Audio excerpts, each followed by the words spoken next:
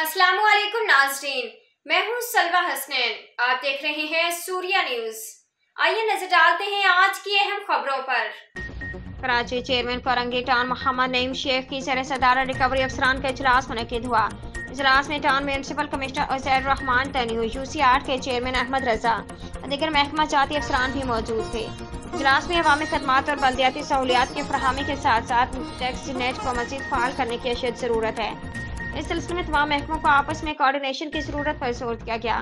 इस मौके पर director advertisement Abdullah Shah, director charged parking Salim Khan, director parks Waqas Soomro, director trade lines Qaiser Aziz, deputy director LTR Waqas Khan और XEN B&R Tariq लतीफ़ भी मौजूद थे। उन्होंने कहा कि हुकूमत सिंध से मिलने वाली OZT कोरंगी टाउन के लिए नाकाफी है।